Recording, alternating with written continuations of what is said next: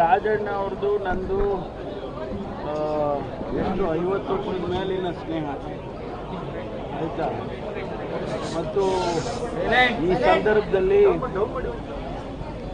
ನಾವೆಲ್ಲ ಒಟ್ಟಿಗೆ ರಾಜಕಾರಣ ಮಾಡ್ತಕ್ಕಂಥದ್ದು ಮತ್ತು ಪಕ್ಷವನ್ನು ಸದೃಢ ಮಾಡಿ 2028ಕ್ಕೆ ಅಧಿಕಾರಕ್ಕೆ ತರೋದಕ್ಕೆ ಎಲ್ಲ ಪ್ರಯತ್ನಗಳನ್ನು ಮಾಡಬೇಕು ಅಂತಕ್ಕಂಥದ್ದು.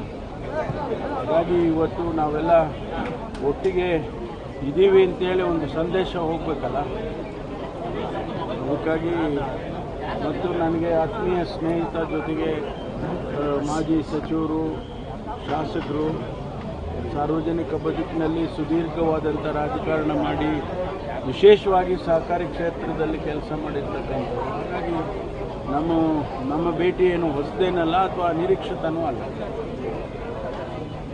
ಮತ್ತೆ ನಿಮ್ಮ ಜೊತೆ ಸೇರ್ಸ್ಕೊಂತೀರಾ ಸರ್ ಸಚಿವ ಸಂಪುಟಕ್ಕೆ? ಪ್ರಯತ್ನ ಮಾಡ್ತಾ ಇದ್ದೀನಿ. ಆಗುವಂಥ ವಿಶ್ವಾಸ ಇದೆ ಸರ್? ಯಾವಾಗಲೂ ವಿಶ್ವಾಸ ಇಟ್ಕೊಂಡೇ ಮಾಡೋದಲ್ವಾ. ಪ್ರಯತ್ನ ಮಾಡುವಾಗ ವಿಶ್ವಾಸ ಇಲ್ಲದೆ ಪ್ರಯತ್ನ ಮಾಡ್ತಾರೆ ಯಾರು? ಪ್ರಯತ್ನ ಮಾಡುವಾಗ ವಿಶ್ವಾಸದಿಂದನೇ ಮಾಡೋದು. ಸಿಎಂ ಅವರು ಕೂಡ ಇವತ್ತು ಸಿಎಂ ಅವರು ಅವರ ಖಾಸಗಿ ಭೇಟಿ, ಅವರು ನೊಣವಿನಕೆರೆ ಮಠಕ್ಕೆ ಭೇಟಿ ಕೊಡ್ತಾ ಇದ್ದಾರೆ. ಅದು ಅವರ ಖಾಸಗಿ ಭೇಟಿ ಆದದ್ರಿಂದ ನಾನು ಹೋಗ್ತಾ ಇಲ್ಲ.